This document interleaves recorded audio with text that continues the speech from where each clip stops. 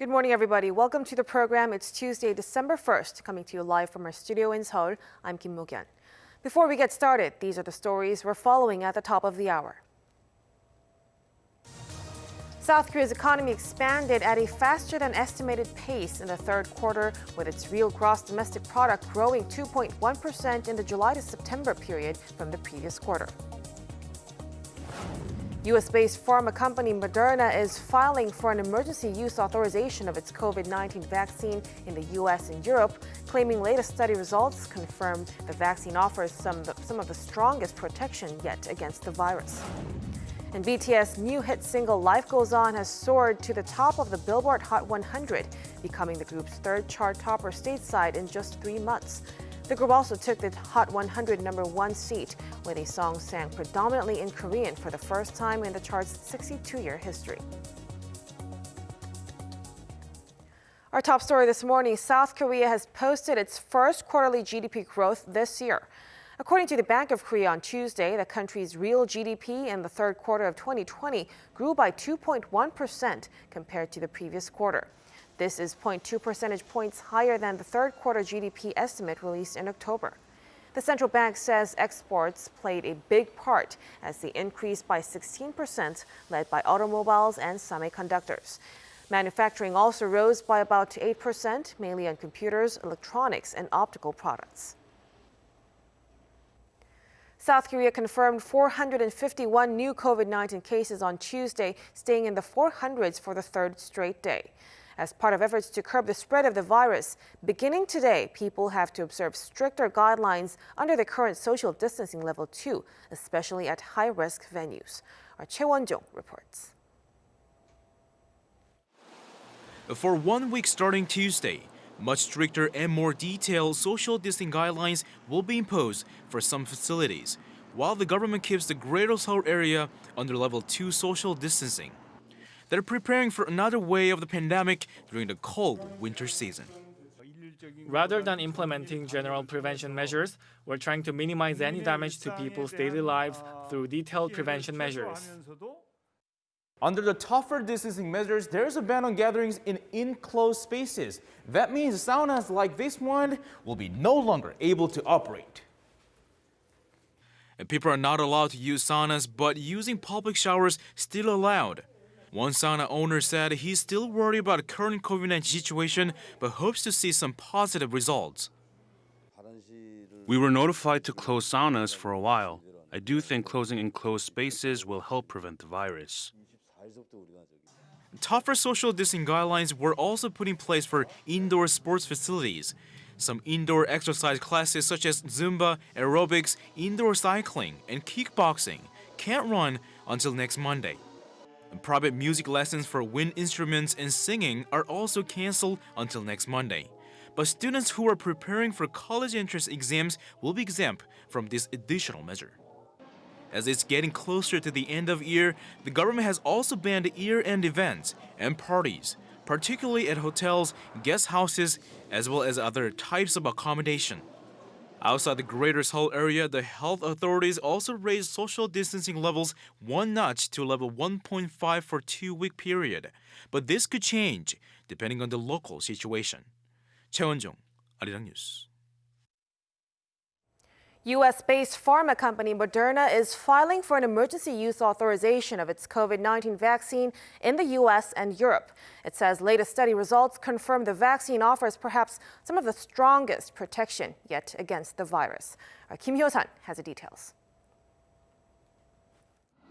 Moderna has started applying for emergency regulatory approval of its COVID-19 vaccine in the U.S. and Europe, saying its candidate has proven nearly 94.1% effective.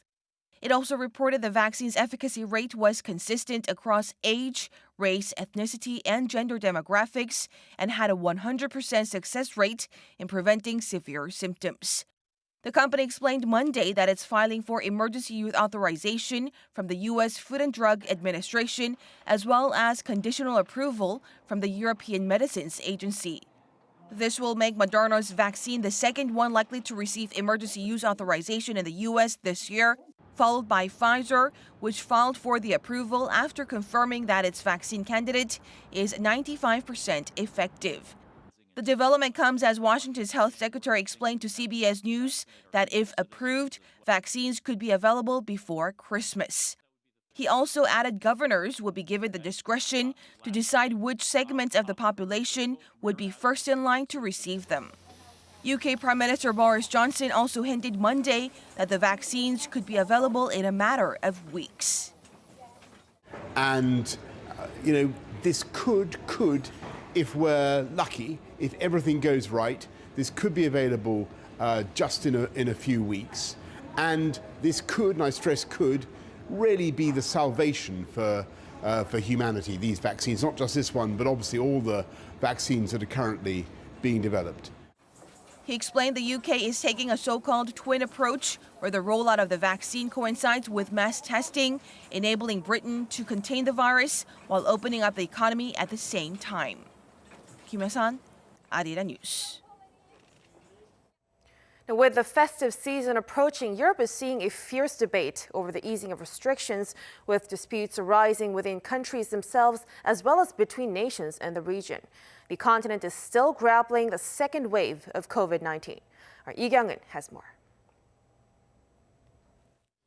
Stay home and avoid non-essential travel.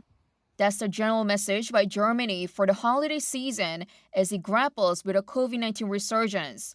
With the country having extended its partial lockdown until December 20th, hotels, guest houses, and other accommodation-type businesses are only allowed for necessary and non-tourist purposes. But some states have decided to go their own way, sparking an internal split in the COVID-19 response. Berlin, North Rhine-Westphalia, Hesse, and several other areas said that they are planning to allow people to visit family and stay at hotels.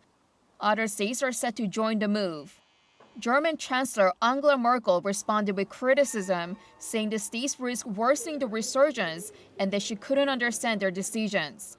Despite opposition from the federal government, state leaders have the final say on the matter. In the meantime, Germany is engaged in a fierce debate regionally among EU members over ski resorts. While Germany and Italy are calling for the closure of slopes, Austria and Switzerland, which heavily depend on ski holidays, support the opening. We will try to reach an agreement in Europe on whether we can close all the ski resorts. Unfortunately, it doesn't seem easy if you listen to what Austria is saying, but we will try again. In the meantime, France doesn't want to ban skiing holidays, but wants to put limits on the operation of ski lifts. Ultimately, it is up to each individual country to decide. The decision whether or not to allow skiing is, of course, a national competence. This is not a European competence. Amid the ongoing battle, the WHO called on all countries to be cautious and assess the threat level ahead of the start of the ski season without giving any specific guidelines. Lee Kyung-eun, Arirang News. U.S. President-elect Joe Biden showed he is serious about diversity by naming several women to his economic policy team, including the nomination of Janet Yellen for Treasury Secretary. The team will be tasked with creating a recovery plan for the pandemic-hit U.S. economy. Our Choi Min-jung reports. U.S. President-elect Joe Biden displayed a continued effort to reflect the diversity of America by naming several women among the official nominees for his administration's economic policy team. On Monday, Biden appointed Janet Yellen as Treasury Secretary, along with 3 other women in the top ranks to help recover the U.S. economy, which has been hit hard by the COVID-19 pandemic.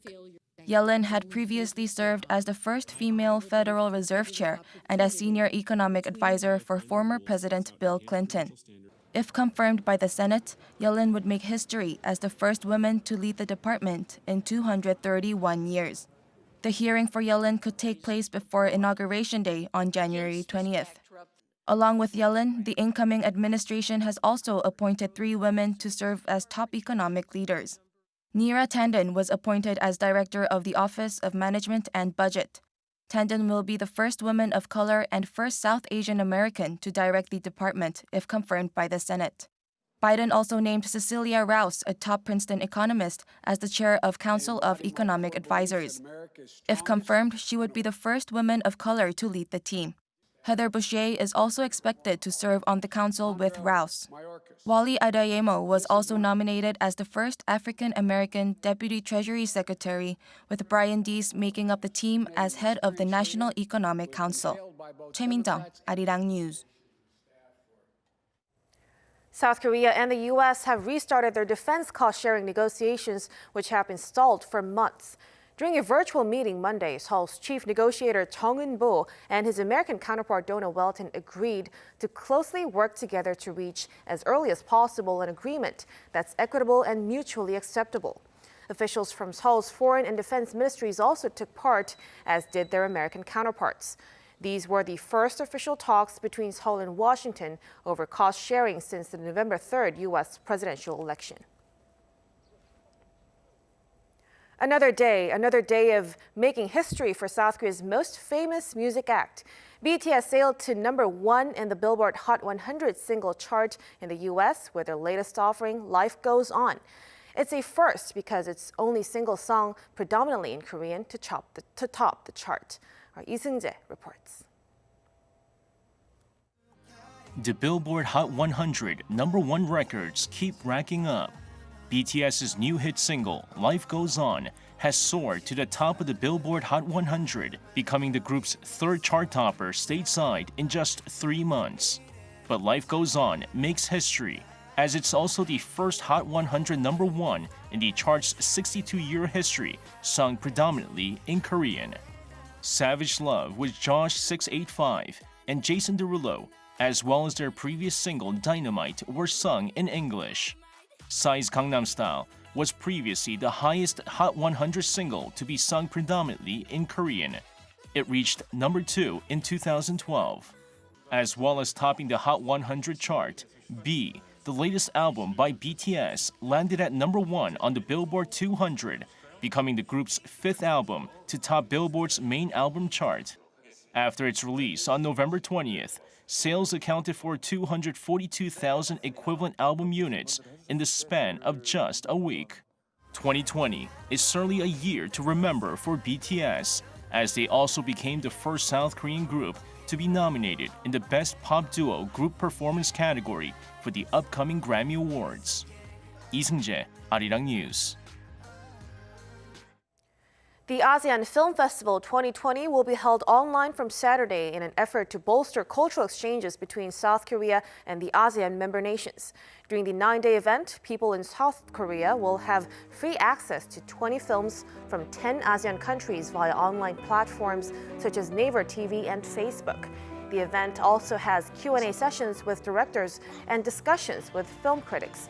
The festival aims to raise mutual understanding of ASEAN culture, which is part of South Korea's new Southern Policy Plus strategy with the region.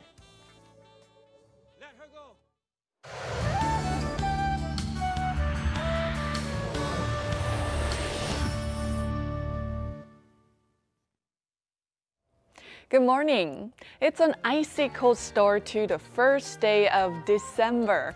In fact, mountainous regions are freezing, real freezing temperatures, while highs will go up a touch higher, nearing the seasonal averages across the country. For a closer look, Daegu and Gwangju will be at 10 degrees Celsius this afternoon, Daejeon topping out at 7 degrees. Mostly sunny skies and good air quality in store, while dry weather advisories are in place for regions along the East Coast. Well, Thursday is Suneung Day, the day of the college entrance exam. A cold weather pattern will linger throughout Suneung Day.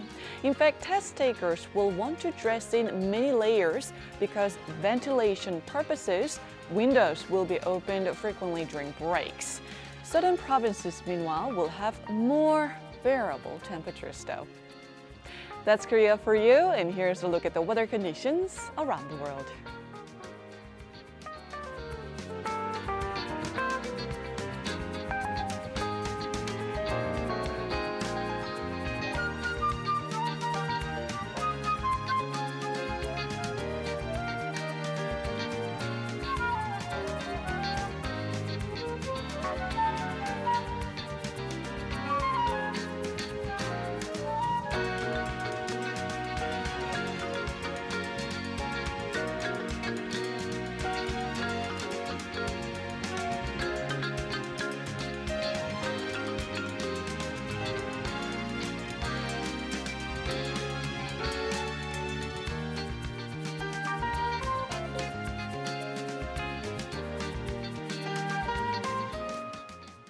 That's a wrap for us at the hour on Arirang News. We'll be back with more of the day's headlines at noon Korea time, so stay tuned. Thank you for watching and goodbye.